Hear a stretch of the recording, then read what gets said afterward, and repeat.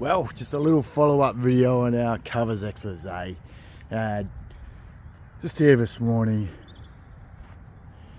Cracking morning, actually. How good is it? Look at this. Look at these blue skies. Nothing is better than a beautiful blue sky in Melbourne in spring. Everyone appreciates it.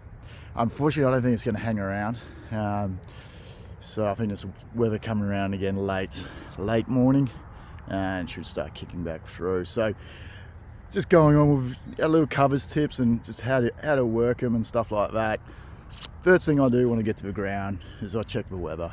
Before I touch anything really, I have a look, see what's going on, particularly obviously when there's been rain around. Okay, even though I've got beautiful blue skies here, I want to know if there's any extra coming, because in Melbourne in spring particularly, it can just creep up on you, you know, just get you right in the face. Sometimes just power out of nowhere. So looks as I said, looks like we're clear till about 10 a.m. But that's not the only thing I check with the weather there. I check the wind as well. Okay, what's happening there with the wind speed? Okay, if I've got a big cover on, I want to know if the wind's going to pick up at all, and if I need to, get some sandbags down and stuff like that, and which direction it's potentially coming from. So it's going to be coming from the west, which is that way, which is to my left here. So we should be all good.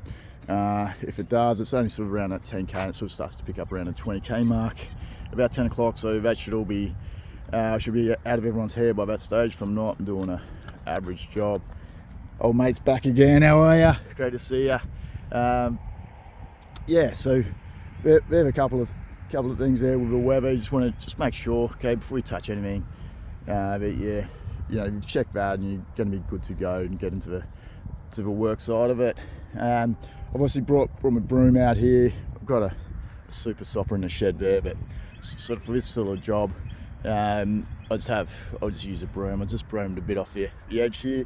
Got a couple of places of pooling. One of the good things about also observing the cover here, when we've got it down nice and flat, obviously, you can actually see if there's any lows. Okay, so across your square, okay, obviously there's little pools of water across the whole thing, which is naturally going to happen regardless, particularly when the table doesn't really have a lean to it or anything like that.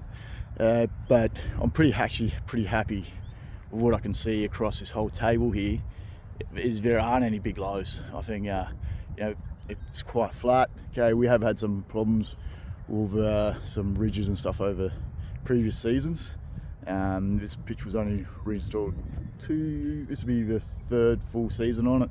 So yeah, it's coming along, so I'm pretty happy with that. I did a bit cross rolling during the week, and yeah, it's really good to see there's no big lows. Obviously just around the edge here there is a bit of water pooling, but that's actually just the edge of the pitch. Okay, so the overlap was probably just a bit too far this end, and it would have been just a little bit nicer if it had been another metre that way, and some of this water might have just pulled off rather than sit in this end.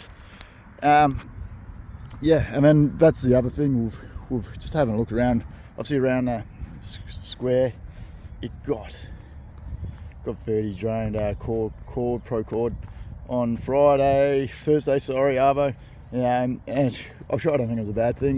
They were talking about chucking some sand in it, but I'm actually pretty happy they didn't, because I didn't want to be having to clean my barrels off my roller intensely before going on the pitch with sand sticking. And it's quite firm around here, around the edge of the square, which is just another thing that can be really helpful with umpires and so on like that as well, like in terms of taking the cover off, so that you can give them a guide and go, hey, you could potentially just pull this cover straight off obviously to the west, and then that way, and be confident that water is probably going to drain away. Probably just given the circumstances, there is a few hundred litres of water on top of this cover at the moment. I might be more inclined to say, hey, let's just envelope it to here, and then pull, try and get it past the 30-yard circle, and then stretch it out.